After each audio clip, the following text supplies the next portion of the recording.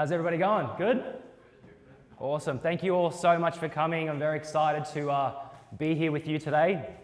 I have to admit, I know a lot about property, and I think everyone here could probably know that, but I still get a little bit nervous every now and then when I jump on stage, so bear with me, and hopefully we don't have too many technical issues like we did last time.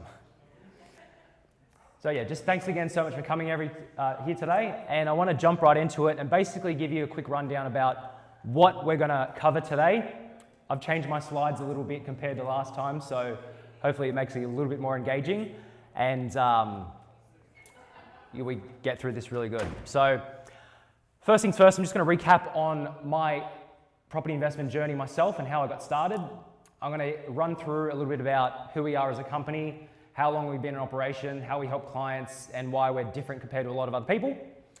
And of course, I'm going to take you guys through some lessons I've learned along the way of my property investment journey, which there's been a lot, and the key frameworks of how I source, negotiate properties, and the different strategies that's all in those, which I'll take you through. And I'll run you through, of course, client testimonials. We'll do a short Q&A so I can answer you guys' questions, and then we'll explain a little bit about how we can help if you're interested.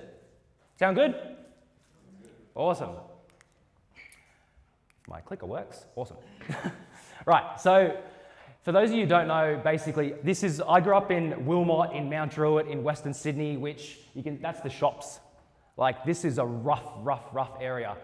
If you Google Wilmot, and I encourage you to after this presentation, like, it was all over the media for drugs, crime, houses being burnt down, just really bad stuff. Like, everyone I knew was either on the pension, didn't have a job, and just literally on the dole and either going to jail or whatever it is. So if anyone can, I guess from starting out, from getting to where I started off from where I am today, if I can do it, then I definitely want to say then anyone can do it, because I definitely started from the bottom, I would say. And not only that, of course, I grew up with a single mum on a pension. Our only source of income was her pension. No one in my family owned a property at all. I went to Plumpton High, which was famous for some other negative things. It had its own TV show. And at school, I got terrible grades. I didn't even know what university was. So it's pretty crazy. I'm going to stay over here, if this works. Okay, cool. And of course, as you probably know, over the last 10 years, I've been featured in the media for 10 complete years, like every single year since 2015. You know, the media would ask me, and I guess I only got the media interviews because of, I think this is obviously, I wasn't the average property investor. I didn't come from a family that had money. I didn't come from a family that owned investment properties. While that would have been great, I didn't have any of that, and I was basically I was in desperation. Desperation to get ahead, desperation to not be in poverty, desperation that I knew that when I have kids, I've got 2 kids now, and a beautiful wife and family, but I didn't have that back then, and I realized that I wanted to give them a better life than I had. And I hope that resonates with everyone in this room, because you want to give your future self, and if you've got kids or grandkids or whatever it is, you want to give yourself a better life, a better opportunity in the future, despite where you start off from. So 10 years in the media.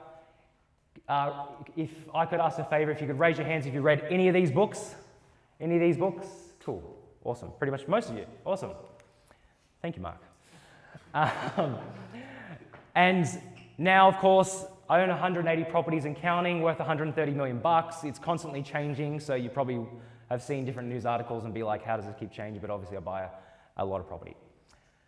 Jumping into who we are Australia's leading full-service property investment buyers agents. We've literally helped, I'd say, 3,000 clients now. It still says 2, but that's a bit outdated. Hundreds and hundreds of great star reviews. And I guess to jump into what makes us different, of course, number one, I guess, not the main thing, of course, but myself would be, I've actually got the experience. There's buyers agents popping up every 10 seconds of the day. There's new agencies, new property investment companies, but a lot of them only have 1 or 2 or no properties at all. And I only stand here confident enough to tell you the strategies that I'm going to tell you is because I've actually done it. You know, I've got a lot of properties. Justin that just spoke has 20 properties. A lot of my team have 5, 10, 20 properties as well. So no matter who you use, no matter who you get help from, just make sure they've actually got help. It doesn't matter if it's us, if it's someone else, but make sure that they actually can walk the talk. And I guess the second one would be we use contrarian property investment strategies that are proven to outperform all others. For those of you who don't know what contrarian means, it's basically doing things that are against the grain. The average property investment person out there would be like buy a house on a big block and just hold your breath and hope that it goes up and that kind of thing. But for me, there's thousands of strategies out there, and what I do is usually very against the grain, and people often wonder, like, why are you buying that property? Everything you're telling me is opposite of what I've heard from other people. But that goes to show that, like, if you listen to what everyone else does, and if they don't have a lot of properties, well, then you're going to get those average results. So again, to summarize, this is against the grain. Some of the stuff I'm going to share with you today is against the grain.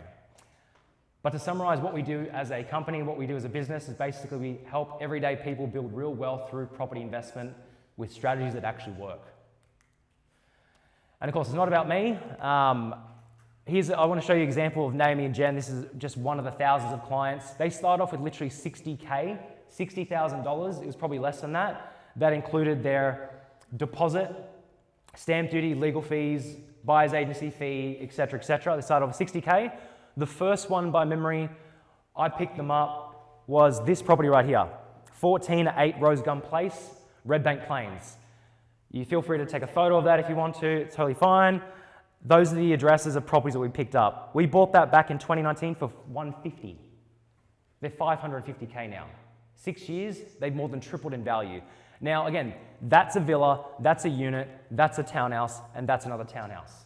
She does own houses, by the way, but these ones actually performed better than standalone houses, believe it or not, and I'll show you some real life examples.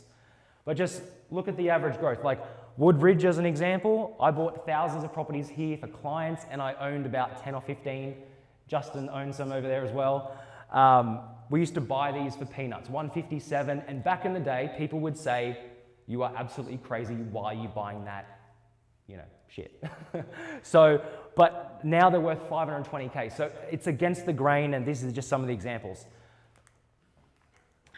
Perry as an example is another example. He's got even more properties than this now. This is outdated, but he's literally turned 90K, and we're talking about 90K to 2 million worth of actual cash equity, not a 2 million portfolio, because anyone can get a $2 million portfolio and have 90% debt against it, because you only got 200K then. But that's actually net equity. So his portfolio is probably worth $3.5, $4 million bucks. And he started from very, humble beginnings as well. He was like 24. Now I think he's like 28, 29. But yeah, lots of that. So there's a couple examples, and of course lots of other really, really good testimonials. But basically, to cover in today, if you're just starting off and you haven't bought a property yet, or you're getting started, what do you actually need? How much do you need to get started? I'd say it's possible with as little as 70 to 80K in savings or available equity, or 90K in superannuation. Superannuation is massively underrated. And an example of what you could get for like 70K as an example, here's a property we just bought, 400,000, Melbourne market, which I'll take you through a little bit about why that. You can get in with as little as a 5%, stamp duty, buyer's agency fee, legal fees, 68K. But the main one of the strategies is we got a value on that property for 460 before we showed the client the property at 400. So you want to get a property that's actually under what it's worth. From the leverage perspective, just to give you an example, if you buy a property in superannuation, or if you don't buy a property in super, and let's say you've got 90,000. If you start with just 90K, literally you just let it sit there for 30 years, you don't buy property, you'll have about 517,000 in super. That's compound growth of roughly 6% per year from a self-managed super fund or a normal super fund. However, if you took the 90K, used the 90K as a 20% deposit, bought a 450K property, you'd have 5 times the amount in 30 years, just at the average rate of 6%. Now, I've shown you properties just before that went from 150 to 500 in 5 years. So I would dare say that we could definitely get a better result than 6% per year. But that's just one example. So, like, would you prefer really 500K or 2.5? Hands up for 2.5. 2.5? Awesome. It's literally a no-brainer when you think about it. Like, I know some clients that are sitting in this audience. Put your hands up, clients, if you bought properties. Yep, 1, 2, 3, 4, 5, 6. We've got at least 6 or 7 that are sitting in there, are sitting here. I won't mention who they are for confidentiality reasons. I'll let them tell you on your own. But they've bought properties through Super and they've turned, as an example, a few $100K into quadruple that. Like they've tripled their capital on that. So we'll do a quick 3-minute Q&A. And these are just rapid fire questions. If you have any questions at all, we've got 3 minutes to roll. Any questions at all? Yep, hello. How do you manage 180 properties? Very difficult. It's not easy. How do I manage 180 properties? I've never tried to manage the property myself personally. I've always used a property manager, of course. It is a headache. If you don't want stress in your life, then don't buy property. But anything worth doing in life is stressful. If you have a family, if you have kids, if you go to work. Everyone go to work here? Surely everyone's got a job. Is it stressful? Yes or no? Yes, it's stressful no matter what. So building a property portfolio to me is stressful. But I'd rather than back away from it and say I'm not going to do it because it's stressful, I'm going to be like, what are my options? I can invest in property or I can invest in shares or crypto or any other stuff, but who thinks property is better than everything else? Everybody? Properties are better. So that's a little bit about it. But I'd say, yes, property managers, they manage everything. I have an accountant that manages obviously the accountant side of things. I do try to automate stuff as much as I can. As an example, like council rates, water rates, management fees, insurance, all that stuff. The property manager's job is to do it. In the early days, I didn't have them organize that stuff and I was about to like cry because it was just 1,000 different things coming at me from a different direction. I was like always behind on council rates and all that other stuff. But once you put the systems in place, and it's not easy again, it's very difficult. But I'd rather be stressed out by owning 180 properties than owning just one. Fair enough, right? Yeah, yes. As I know, Melbourne and South Australia, land tax threshold only 25K, while New South Wales has 1,075,000 and Queensland 350K.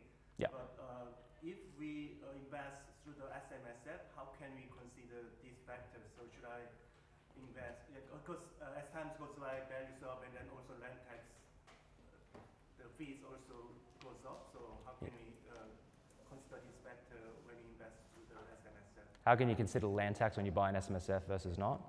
Yeah, like to me, land tax is a cost of doing business. Like there is different ways of if you buy not through an SMSF, obviously you can buy in different companies and structures and all that kind of stuff. And then if you buy in different names or, one in this person's name, one in that person's name, etc., you can try to minimize the land tax there a little bit from different thresholds. But there's no real easy way around it, unfortunately. Like to me, my brain goes to the equation.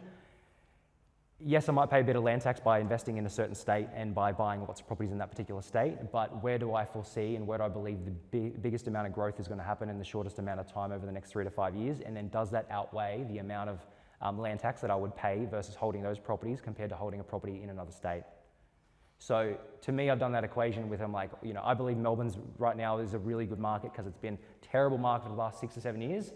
But like, yes, I might pay more land tax in Melbourne compared to like, Northern Territory. I don't think you pay any land tax, or like Queensland and other states like that. But I just balance up the growth that I'm going to have compared to what land tax I'm going to. And like when I look at it from that perspective, like I'm going to make more money. Yes, I'll pay more tax, but I'm going to have more compound growth, and my portfolio is going to be able to continue to scale despite that. So land tax it's like stress in building a portfolio or anything in life. Like you just got to cop it. Yeah. One more question? Yep. Yes. How you doing? Most of your loans interest only? Like, good. Do you do both? That's my real question. Good question. Do I do both? Short answer, yes. I'd say out of my portfolio, I'd say about like 80% are interest only, 20% are principal and interest. this has changed for the years. Like I've been doing this since I was 18, I'm 34 now. And like after the first 3 to 5 years, I was like, let's go principal and interest, let's just pay them all down. But then I'd done the equation. I'm sure hopefully some of you guys have already done the equation, but if you focus on paying it down compared to having it on interest only, especially depending on what age you are in life, like you're just taking away from money that you could be using for another deposit. And you could be scaling the portfolio and owning more property. So like, short of me being like 70 years old or 65 years old, I would just literally go interest only as much as possible and try to work on scaling and building to 5, 10 properties. Like, you don't have to get to 180 properties like me, but if you can aim for 10 minimum, like if you want to considerably grow your wealth, then 10's a good number to aim for. And if you only got 2, 3, 4, or 5, then I would just be literally going interest only until I hit 10. And then once I have that base of, let's say, I've got a $10 million property portfolio hypothetically, then after time, the rents will go up, the loans will be paid off by the tenant, and you can switch them over to principal interest, yeah. Awesome. Last Hey, question. yes. What's your exit like strategy in terms of like where do you see yourself? How do you exit out of all the properties that you bought? Like, you know. Exit strategy, that's a good one. No one's really asked me that before. To be honest, I don't have an exit strategy. I'm all in. I'm in it to win it. I have sold properties. I've got 180 now. I would probably be plus 200. I've probably sold 20, 25 properties, but I've only sold when I've needed to sell to buy something bigger or buy something that's going to make me more money or be better result. I don't need to work. Like I could literally just sell everything right now and have lots and lots of funds available. But like I believe, and I follow a lot of guys like named Tony Robbins. Does anyone know who Tony Robbins is? Yeah, cool. So no matter what in life, I think you need to do something to keep your mind active. Like I was born late in life. My mum and dad I didn't grow up with grandparents, but anytime I know people with grandparents, they're always busy doing something. They're working in the garden, they're doing this. And me, the way my brain works is like, I'd rather keep buying property at 50, 60 years old than working on a garden. Because if I keep building my portfolio, then that would be more to my family's future success by continue building this portfolio and creating wealth compared to making sure they have a garden at home that's going to need maintenance. So like, it's just, yeah, awesome. All right, we'll jump back into it because I'm conscious of everybody's time. I want to share with you a lesson. I was 22 years old, terrible photo there. I owned 3 cheap properties around 250K.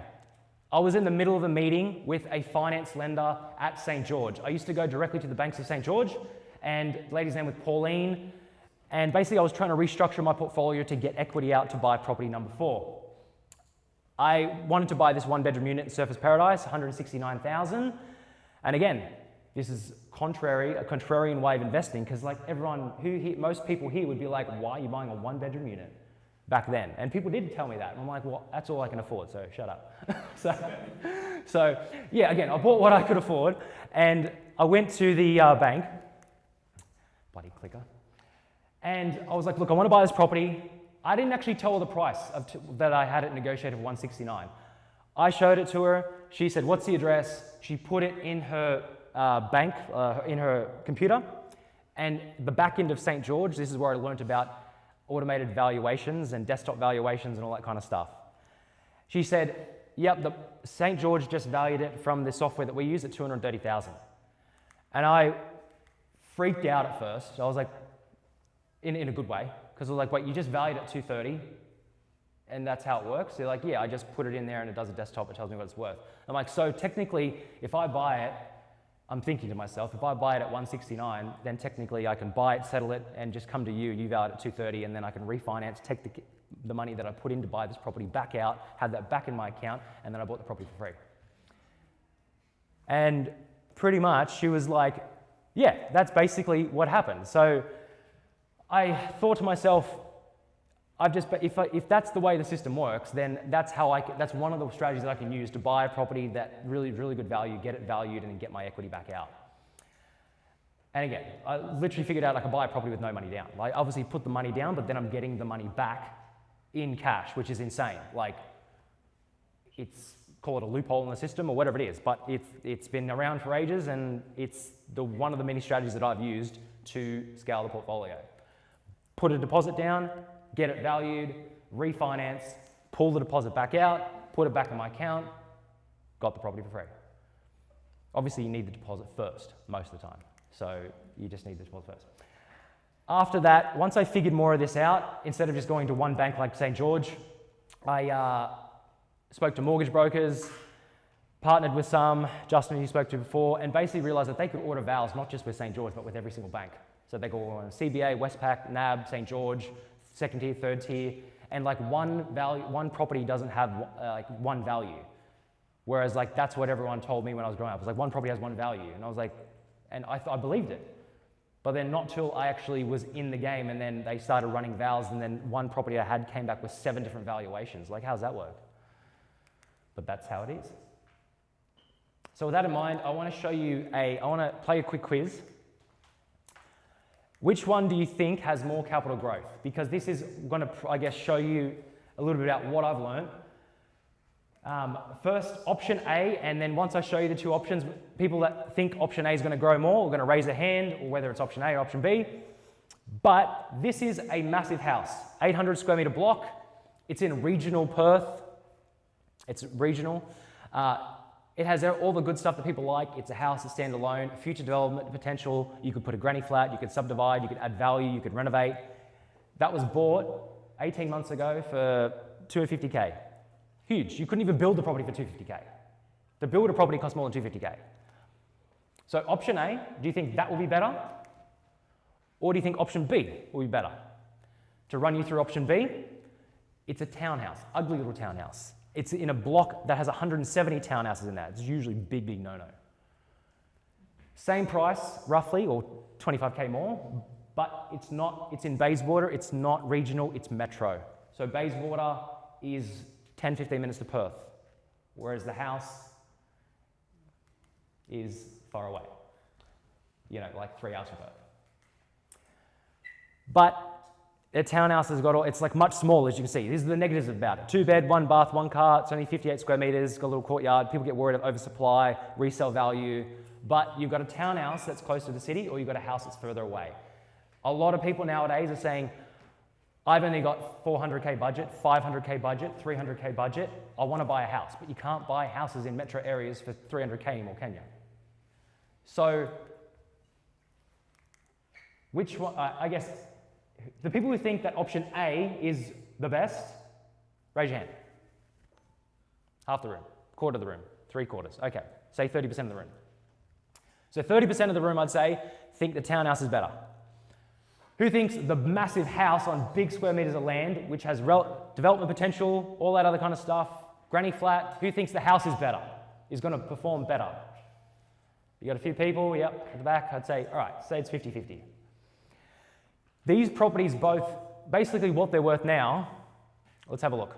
So the house, roughly, let's call it worth $320,000 now. So in 18 months, it's had 28% growth. It's pretty good. Very good, actually. That beats the Australian average. It's good. Townhouse, though, same period, double the growth, 70%. I'll go back. 28%, same period, 18-month period. Bought in the same year, 2023. Townhouse, just sold, and bear in mind, actually, I haven't updated these slides. One just sold in this complex for $530. That's not even accurate. Like, it's up around 80%. If you really calculate it, it'd be around 80%. Same complex. To let the cat out of the bag, we bought this property for a client. 81 King William Street, Bayswater. Bought about 12 townhouses in that complex because I saw that it was undervalued.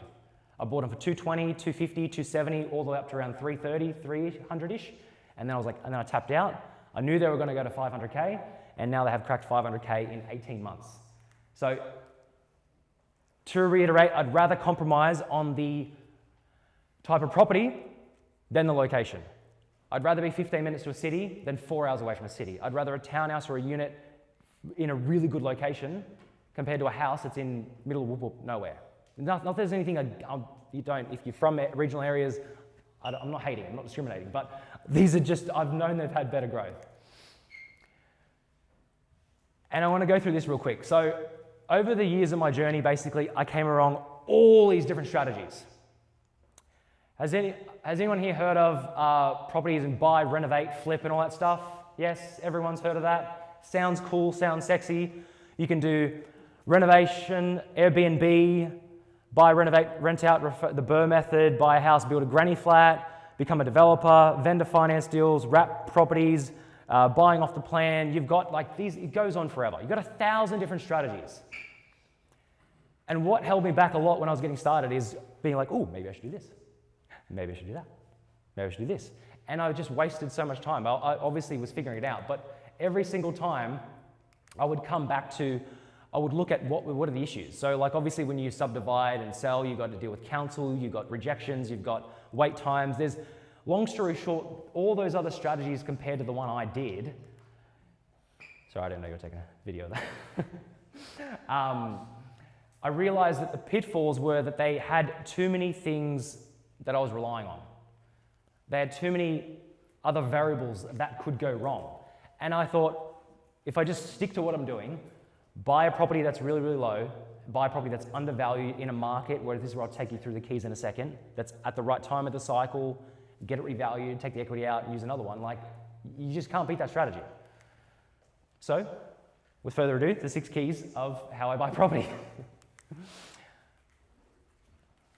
Right, so the first one. Surely everyone's heard of property market cycles. Yes, everybody? Awesome.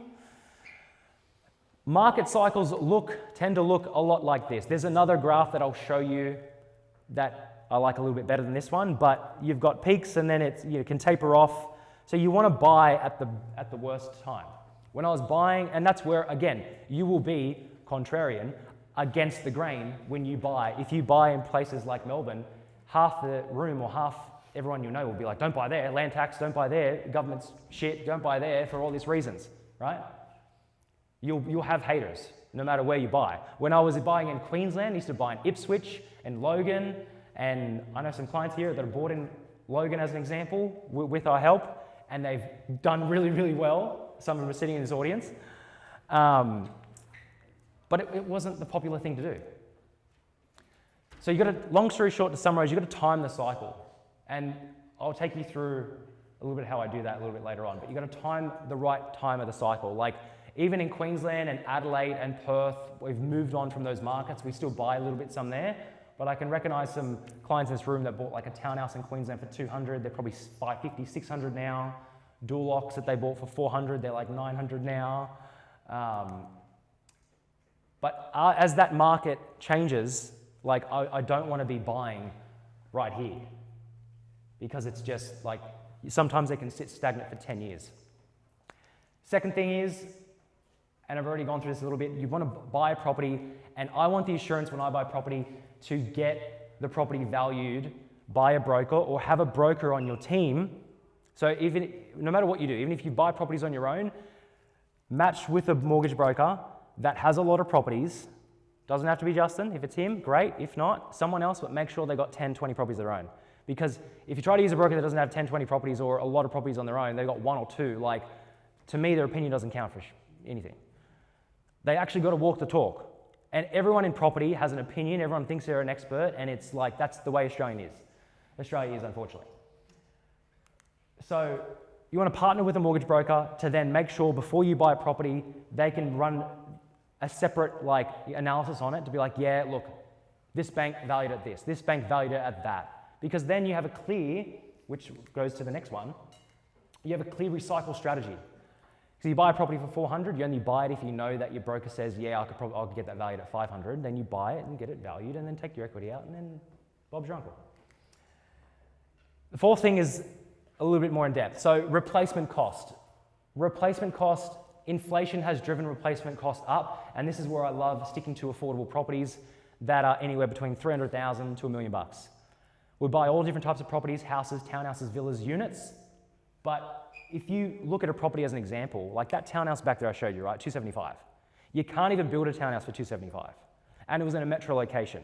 So look at a property, if it's a house, if it's a townhouse, if it's a unit, is like, how much would it cost to rebuild this property again? Then mix that with what is the current land that it's sitting on, and now you're getting into a value or a kind of zone and trying to piece what it is at. And then also, where, if it's costing that much to build those properties, where will the market be? Like if you're buying a house in Melbourne for 600,000, the average land might be like 400,000, and then it costs 450 to buy build a house, or 500 to build a house, then you take 400 plus 500, you get 900.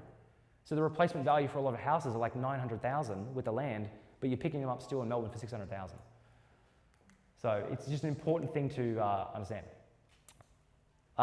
Yield, very obvious, 5, 6, 7%, 8% rental yields. I bought a lot of properties over the years, thousands obviously. A decent yield, a minimum benchmark from a rental yield, I'd say would be about 5%. 5% is minimum. A lot of other places, that's their like maximum because they're only sticking with it. But yields change the types of properties that you buy. A house will have a lower yield compared to a townhouse, a unit, a villa, a block of units, whatever it is. The sixth thing, I want a maximum leverage. I want to find a way where I can, if I was starting again, I have 180 properties now that I own, but I can't do small deposits. I can't do 5%, can't do 10%, can't do 15%. I have to do, a lot of deposits I've been doing now is like 25, 30, sometimes I do 40% deposit. It sucks. But if you've only got 3, 4, 5, or 6, or 7, or 8, or under 10 properties, I would be trying to maximize the LMI if it was me. Justin just mentioned before that some banks are doing no LMI. Like that is a massive thing. So if you buy a property for 400,000, you can get in 5%, 20 grand, plus stamps, legals, you're into it for like 40, 50K. So it's achievable. But I would try to get the maximum leverage. Bearing in mind with that, like what I've found over the years is that the prices aren't the only thing that grow. Is because a lot of people will ask me the question, this will probably preempt a question that will be asked later. They're like, what about cash flow? What about if you own, let's say 10 properties and you buy them this year? They might be negative 40 bucks a week, 50 bucks a week. So let's say you have 10 properties. Yes, in year 1 or 2, there might be negative 50 bucks a property, 40 bucks a property after council rates, water rates, management fees, insurance, pre-tax. There's obviously differences between post-tax and pre-tax and depreciation benefits and all that other kind of stuff. But what I've found is that yes, you might be negative for 1 to 2 years, but then after that, the rents start to grow. And that's literally like inflation happens on rents. So you don't want to be on the other side of it. You don't want to buy after, you want to buy and catch the wave of growth and the wave of rental increases. If anyone has properties here, can you raise your hands if the rent's gone up? The rents have gone up, right? Everyone basically raised their hands. Another example that I want to show you is that this is a contrarian, again, against the grain of what normal people do. This is where I discovered different types of buying different kind of stuff. This is what I refer to as bulk deal discounts. So basically, there was a block of units, and this is one of them. I bought hundreds and hundreds of blocks of units for myself, for clients, all that stuff. We buy all types of properties. So I don't want you thinking that we just buy certain types. We buy all types. But this is an example. 11 million bucks, 54 Kensington Road, Summer Hill. I bought this, and at first, I didn't have the capacity. I was already buying too much stuff. I was tapped out. Like I'm going all out trying to buy as many as I can, because that's just the only way I think it should be. But I couldn't buy the whole thing. So I thought, these are already started, but I was like, what if I can actually buy just 1 or 2 of them and then bring clients into the other deal, the other 11 properties, 12 properties as an example. So it's pretty much, I worked it out prior to doing the negotiation that we ended up eventually getting it for $765 a piece. These are 2-bed, 1-bath, 1-car units in Summer Hill. Note the date, 10th of April 2025. April 2025. This is a sale for a 2-bed, 1-bath, 1-car unit in February, 3 months earlier. So you can buy something like, so basically, because this was bought and sold, what they call in one line transaction, a one-line transaction, in one line.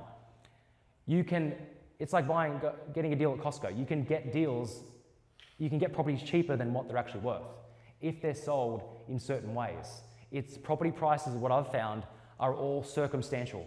It depends on a lot of things, which I'll take you through. But we picked up the block for 11 million. Each of them worked out to be 765 a piece.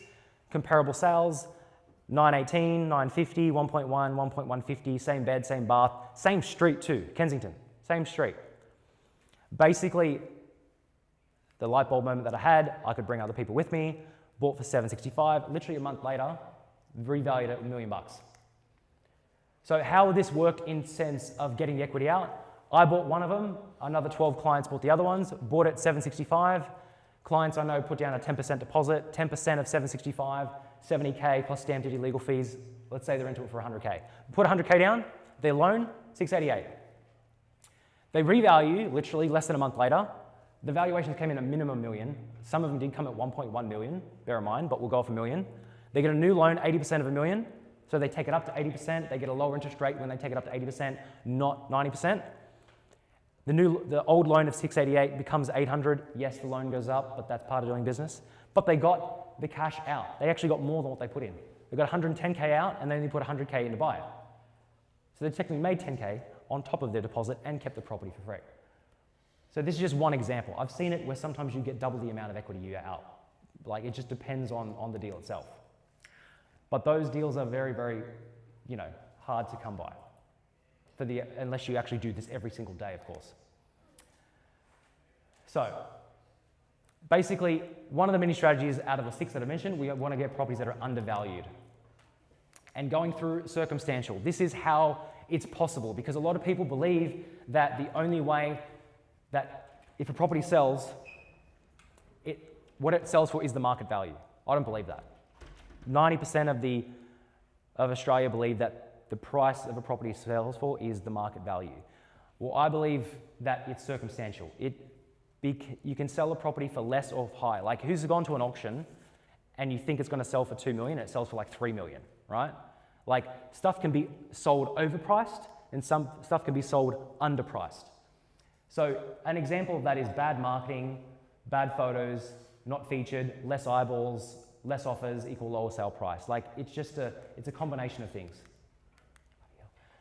Another, dealing with the type of agent. Real estate agents, like, I've dealt with some agents that would sell a property for $1 million, and I've dealt with the same agent that would sell the same property for like $850.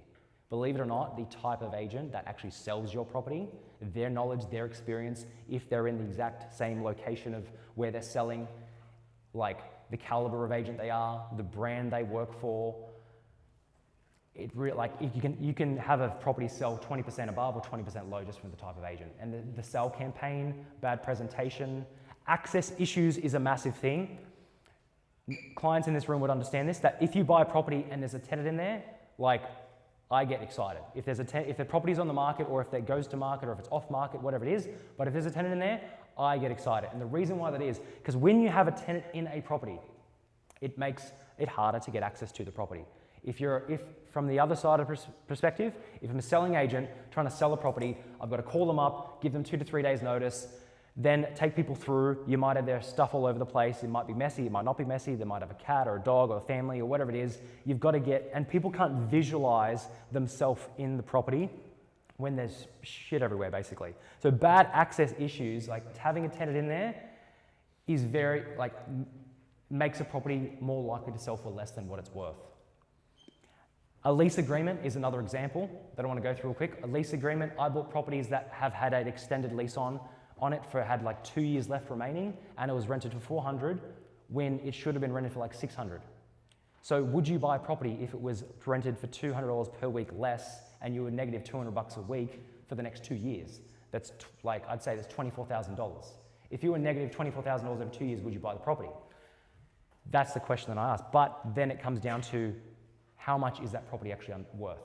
If you're going to lose 24K in cash flow over 2 years, but it's 150K on what it's worth, then it's worth it.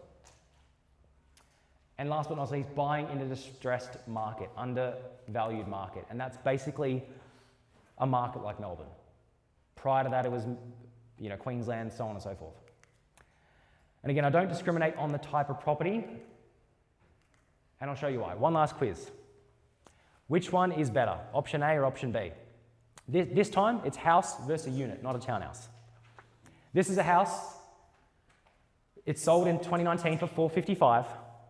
It's a house, land, you can see there the address, it's sold. Right before the Perth market went off. This had a lot of growth. Or the unit. Bought 3 years later, believe it or not, for $187. Same suburb, that's the same suburb this time. We're talking about the same suburb. Who thinks the house went up more? Raise your hands. We got 3, all right, starting to catch it now. 2 or 3 people think the house went up more. This is actually crazy. The house did go up a lot. It did. That same house sold for $812. 5 years later. So in 5 years, it went from 455 to 813. Percentage on that, 78% roughly growth. That's almost doubled in 5 years, not 4 years. 5 years. But bear in mind, the unit, if we're to go by, the unit I'm comparing was bought 3 years later. We're only comparing the unit for 3 years versus 5 years of growth. So the unit's already behind in this scenario, if you really think about it. The unit, I know this one, literally sold 2 years later for $347, the exact same unit, and it still went up more. 85% growth. And again, the unit was only 2 years. It went up 80% in 2 years, and the house only went up 78% in 5 years. Like, this is like, people don't believe this, but this is 2 examples. If you don't believe these examples, jump on Instagram or YouTube. I've got 1,000 more to show you. But again, that's why I have 180 properties. It's one of the reasons why I have, is because I actually bought that unit. I bought the unit. I showed clients, they didn't want it. I bought the unit back. It was one of the first properties I bought in the Perth market, 187, 11/19 Joseph Street, Maylands. And the house is in Maylands too. And again, I'll show you 1,000 examples. Just because it's a house does not mean it will grow more. But yes, we buy a lot of houses. People want a house, you can have a house, but know the facts so you can make the right decision. Not only that, in that scenario, the house only had a 4.5% yield. The unit had like an 8-9% yield. The house had more land tax, for people that were talking about land tax. And the unit had far less land tax because it had a fraction of it. But still, the unit went up more. All right, 3-minute Q&A. Far away. Yes, sir. What's your view on buying one-bedroom unit below 40 square metres? Great question. I don't have a problem with it. Long story short, I bought a lot of properties that are under 40 square metres. I'm sure you're aware of the, depending on the lender, will only give a certain amount. CBA do under 40 square metres, Granite Financial, I think. Am I right, Justin? Yeah. CBA, Granite Financial, a bunch of other lenders allow for buying properties under that amount. I own a bunch. That Surfers Paradise example that I bought, it was like my 4th property. Bought it for $169. It's worth like $500K now. So like one-bedders go up too. They actually go up more. I've had better results with one-bed units compared to houses, believe it or not. So yes, there's lower, like not as many lenders, but as long as you can use that lender, then it doesn't really matter, right? Yeah. Yes. Is it a stupid idea buying a unit or a townhouse, say in Sydney, compared to somewhere like Melbourne or Perth, where you've been buying in this current day market? This is purely for investment, not to live in, right? Yeah. So the question, just to recap, is it? I guess just Sydney versus elsewhere. I would put my money in Melbourne if I had to choose between the two. If I was going to buy a property, depends on what kind of budget you reckon. 700, 600K, something like that. Yeah, probably like 70 to 80K, including maybe getting a first-home buyer's grant. Yeah, so if you got the first home buyer's grant and you're in Sydney and you're open to that, then that would be something I would consider. So if you don't have the option, if you've already bought property and you can't get it, then I would be like, yeah, definitely let's just buy in Melbourne because you have way more growth. Depending on the person's situation, right, it depends. But if I was starting again, I had a very limited amount of capital and I could get the first home buyer's grant, then I would consider, yes, I'll buy a townhouse in, Western Sydney as an example, get the 5%, no stamp duty, no LMI, then I would consider it. But if, yeah. In terms of growth, in terms of the fastest way to get equity, would you say it's smarter to buy in Melbourne? Yeah. Or, Yeah, I see like much more growth happening in Melbourne compared to Sydney. and just foregoing the grant? Yeah, well, that's the thing. It depends on the person's like scenario. Like if a person has the right amount of capital where they can be like, I can afford to forego the grant, then I'd go Melbourne. But if a person's really short on capital and they've only got a certain amount and they're really scraping by, then I'd go, all right, just get in Sydney and maximize the leverage that you get in. Because then it's a decision between maximizing your leverage and getting in Sydney, or buying something really, really, like probably for half the price in Melbourne because you're going to be putting up more upfront cost to buy that property. So you might buy like let's say 800K townhouse as an example out west, or a unit in Sydney, and put down 5% with no stamps, no LMI, no nothing, compared to buying with that. If you only had like, let's say 60K, then you might only get like a 400K property in Melbourne. So that's where it depends. But Yeah, hard one. Yes. Oh, sorry. Yeah, yes, sorry. Yeah, to get the equity out, we have to prove the income, and now a lot of people struggling with their borrowing power. Do you have like any general like advice for the people, maybe PYG income employee use ABN income or like company self-employed, they trying to like more How to increase the borrowing. income like that. So Tips on increasing that. This is a big one. I hear all the time, and I'm going to try to answer as best I can, so forgive me. I hear all the time that people are getting stuck with borrowing capacity. Could you raise your hand if you are getting stuck with borrowing capacity, or you think you're getting stuck with borrowing capacity? Now, the same people that raise their hands, how do I do this? Raise your hand if you're checked with Pepper Money, if you can get money through Pepper Money. Yeah, okay. Basically speaking, similar to what Justin showed before, like I speak to hundreds of people all the time and they say, I'm getting tough, what can I do? I'm going to get stuck with servicing, I'm going to get stuck with borrowing capacity, etc. And then I ask, well, have you tried La Trobe? Have you tried Liberty? Have you tried Pepper Money? Have you tried, because some of these banks, as an example, like when I went through Pepper Money and other lenders, they have like a certain percentage which they can actually approve things that are outside the box lending, that are like over regulation. So sometimes they have like a certain amount of window to actually just get stuff through. They have a certain percentage. So like there's a massive difference between like Pepper Money compared to their borrowing.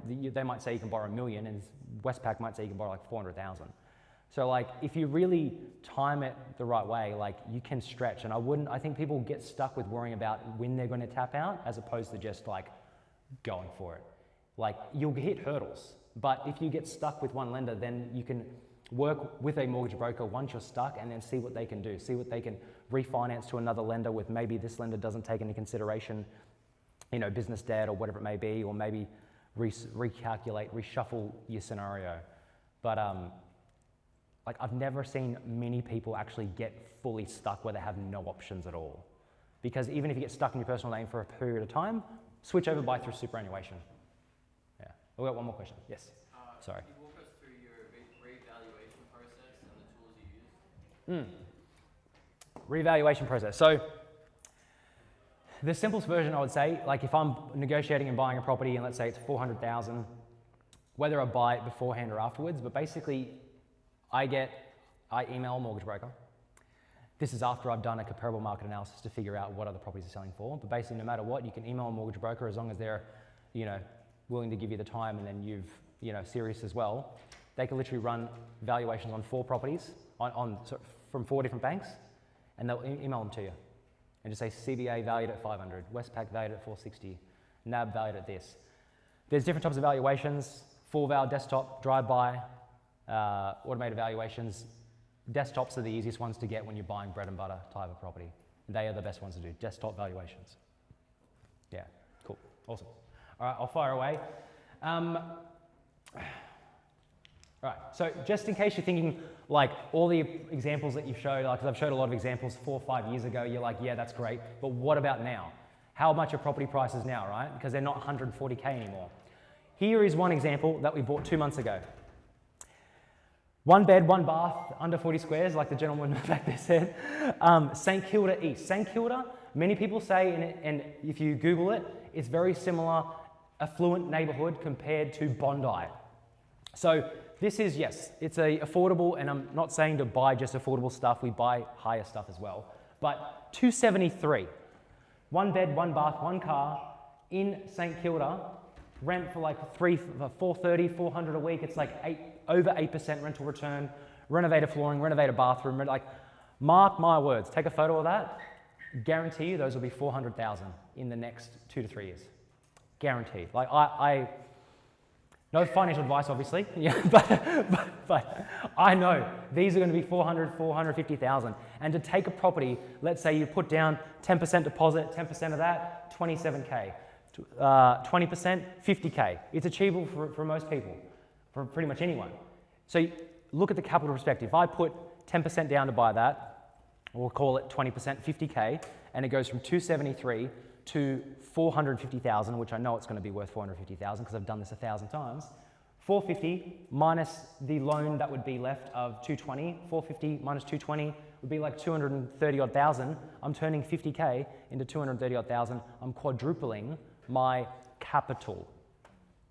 That's where you turn 50K into 250K, 100K into 400K, a million into 4 million. So because you're using leverage. But that's one example. We bought that the other day, a month ago for a client. I sent it out to a repeat client, bought it, was like, they just snatched it up. Like remember those addresses. Here's a house a little bit further out, house for people that love houses, 530K, bought it 4, 5, 6 months ago, or back in March. But you can buy houses, but they're going to be way further out. You're not going to buy a house for 500K in anywhere very close to the city. That will be like 45 minutes out. That's probably like your Penrith version of Melbourne. But still, if the equivalent is like a far out Western Sydney, a house in Penrith would be like 1.5 million, right? You can buy houses 45 minutes of Melbourne for like 550, 600K. So they're still like a third of the price. One of the last lessons is this one. Data can be skewed, data can be wrong, and everyone's out there talking about data, look at the trends, look at this, look at that. Bear in mind, a lot of them don't have a quarter of the properties that I do, but data can be incorrect. We bought this property back in 2020 for a client named Chris. As you can see, 236,000. There's the address. Take a photo of it if you will. He showed this property to his wife, and he said, that Eddie guy must be crazy. He's trying to take you for a ride. We better run away. This Eddie guy's crazy. And he says, because she says, why is he trying to sell you the property for 236K when it last sold in 2010 for 335? They're like, why are you listening to Eddie? He's crazy. It last sold in 2010 for 335, and now you want me to buy a property to lose money? I was like, just, I know what I'm doing. Anyway, long story short, for the story, it sold back in 2010 for 335, as you can see. There's the evidence, and I gave you the address before. It sold off the plan. Off the plan, when you buy, 90% of the time, you buy off the plan, you buy overpriced. You pay a premium, right? So when it sold for 335, it wasn't, I wouldn't say it was worth that. I'd say it was worth literally 270, 265. So this is how the maths work. It was worth 270. Some silly person listened to an off-the-plan sales broker, and they bought it for 335, promising them growth and etc. Then the market went literally, they basically bought, here, they bought 2010, right there, after the market in Queensland has already doubled. So then, what did it do? It went all the way over here. And then I looked at these cycles, because this is obviously from Australian Financial Review, and this is what I'm obsessed with, trying to time the cycle. Yes, it's time in the market, but if you time the cycle, you can get it at the sweet spot, right before it's going to go off. So again, Chris bought that property for 236, a townhouse, 3-bed, 2-bath, 2-car. He put down I think he did 10% deposit, like 23K. Went through the cycle. They're actually selling for like 700K now, 5 years later. But see, could you ever expect that they're going to be 665? That's in Dilleen, different complex, but the same. Google Dilleen after this if you don't believe me. They're selling for 665, 700K, 2025, right? If you go back, would you have believed me if I said, buy this property, it's going to go up a lot? Hands up if you would believe me. No one would have believed me, right? So again, what I do is different compared to everyone else. But that's why it works. And it obviously does work.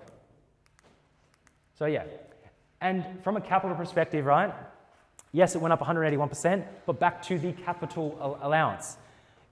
Let's say you put down 50K to buy it.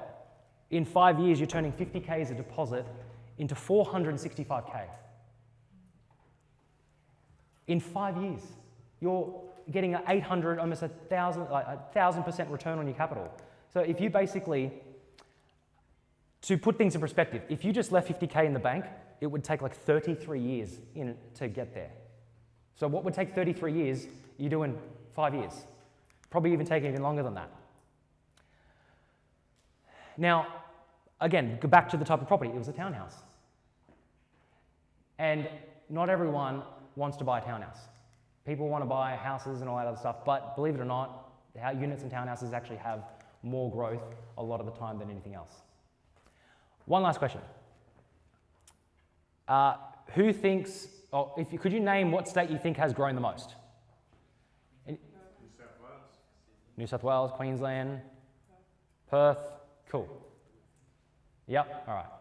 Over the last 35 years, this is basically what's happened. And I've done this equation, pulling from Australian Financial Review, sources, APS, all that stuff. New South Wales actually grown the least, technically, over 35 years.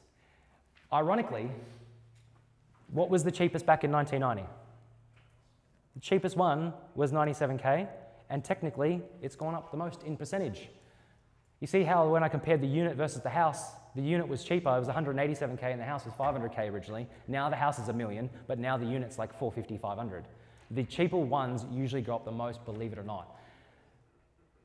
Most of Australia believe the $1 million waterfront mansions, the $50 million ones, go up the most, but in reality, they don't.